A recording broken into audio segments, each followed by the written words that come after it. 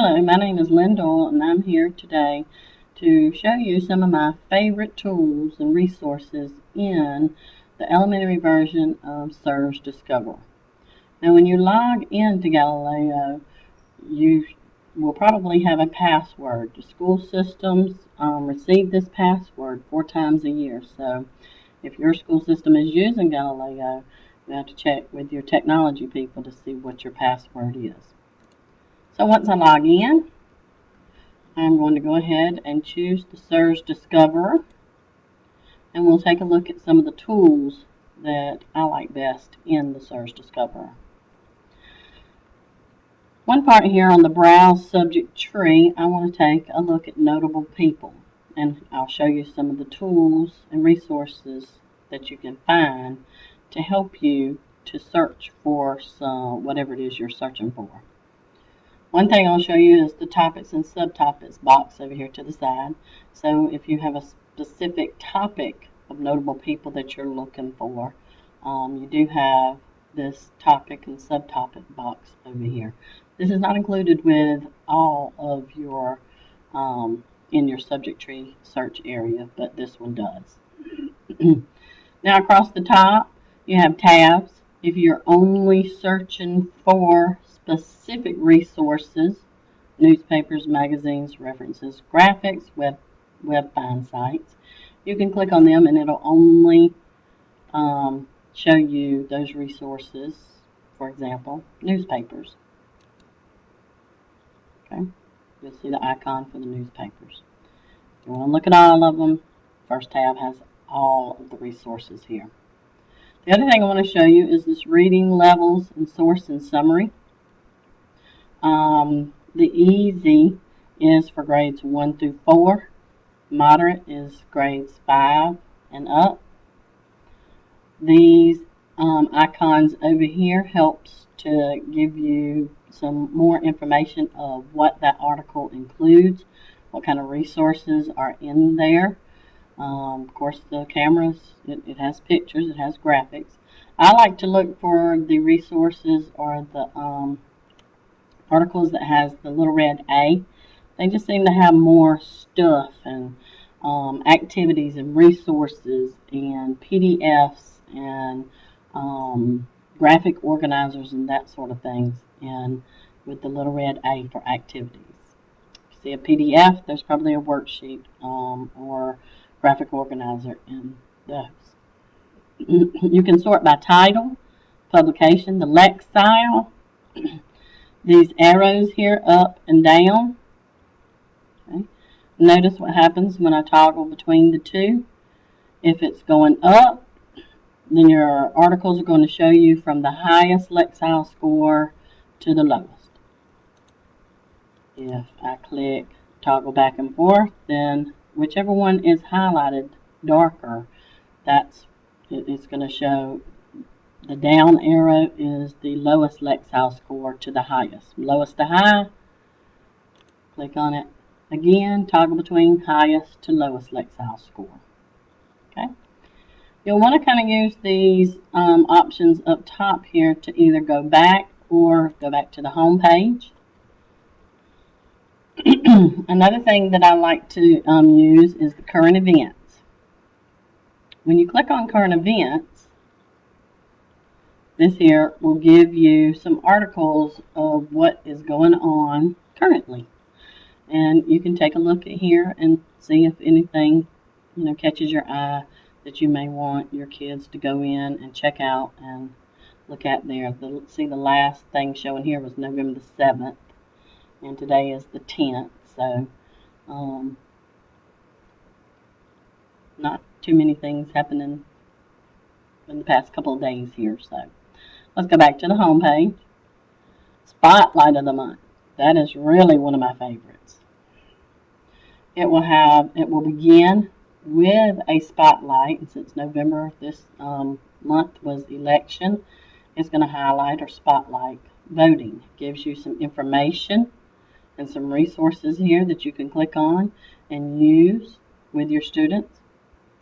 You scroll on down. I really like the visual literacy piece. You can have the students log on, go in, take a look at the visual literacy piece, They take a look at the visual image that they provide for you, and they also provide already given 5 questions on that visual literacy piece.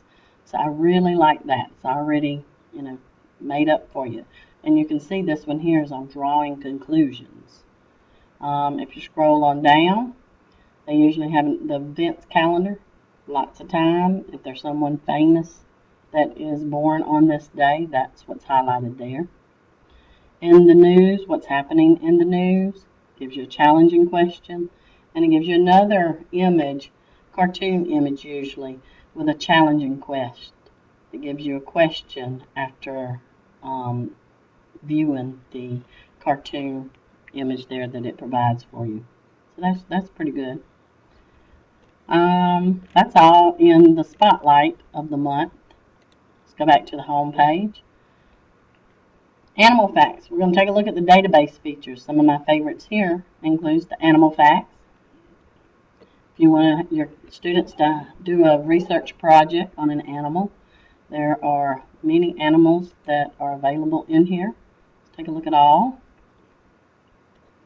These are actual articles that they can go on and take a look at some of the facts there.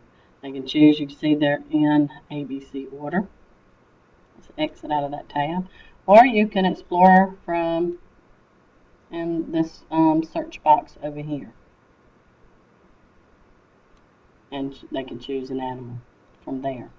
So I kind of like that animal facts. Go back to the home page. Another one that I really like and has several resources in it is the nonfiction books in this category. If you're not getting the weekly reader, here and this tool here, if you will notice hurricanes here, this is the weekly reader, and if you click on it, it opens up in a new tab. You can see there are 25 pages in here. You can have your students log on and look at the weekly reader in here, and maybe you could take and just print out just the pages that you want that has the questions that go along with the weekly reader. They can go online here, look at the weekly reader, look at everything in it, or just certain pages that you may want them to take a look at, and print that page of the question out for them to answer as they go along and look at the weekly reader. Okay. Let's close this tab. So that has lots of resources in the nonfiction book. Go back to the home tab. The I Think Skills Tutor. Hi, I'm Ms. Rojas. You'll see here that it has some information for a project. Okay, it goes through the steps for researching and selecting a topic. If you're working on fact and opinion, you can pull this up, pull it up as whole group, or in small group areas, they can go in and learn about fact and opinion, drawing conclusions. Okay, so now with this one, you'll notice I can't scroll up anymore. I got to hit the back button to take me back to the SIRS Discover. Science Fair Explorer, just what it says there. It has several different science fair activities. The students could pull this up at home. I tell my teachers to give the students the password. Let them go in here and play around with it. They can choose a project to do. I think the one on recycling has several activities, so it's not just a science fair activity for them to go home and do, but there are actually some activities and things in here that you may want them to go in and do in small groups. There's a pattern activity.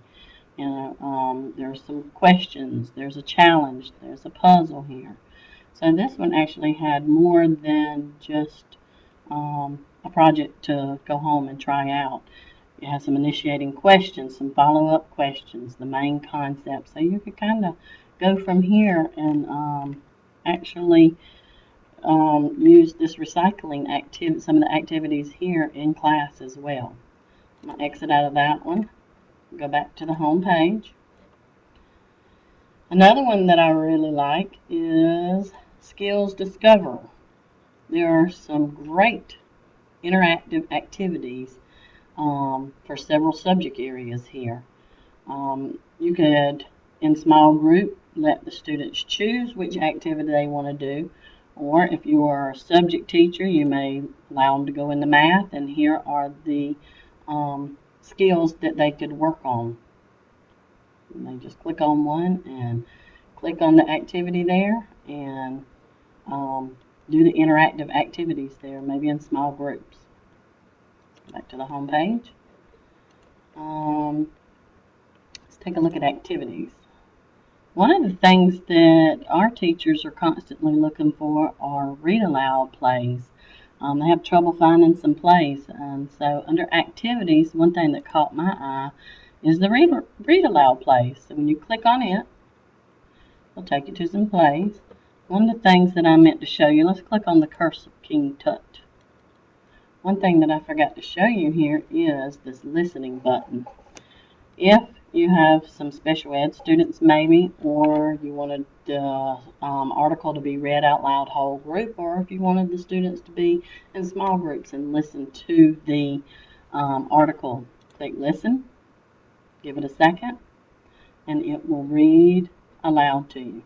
Now while it's loading there, the only thing you'll see, it reads everything. But you'll also notice that it is also highlighting everything it's saying. So you kind of have to just let your students know that, watch the highlighted areas there, and you'll know once it starts reading the actual article to you.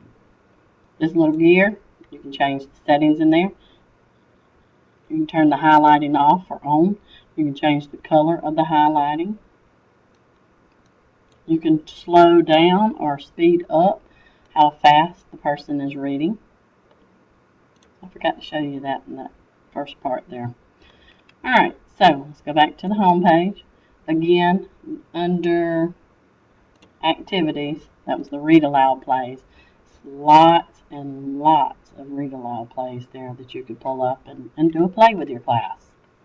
Let's go back to the home page here.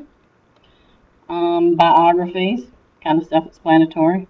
You can click in the search box and look up someone that the students want to do a biography on, or you can browse alphabetically by the letter there. Good place, safe place for students to research someone. Let's take a look at country facts. In the country facts, I told my teachers that it would probably be a good idea if you had kind of like a template page of the questions or the facts that you're wanting them to find on this page. Because if you just tell them to kind of look for the 5 most interesting facts that they found, more than likely most of them are probably going to just write down the first 5 things that they see.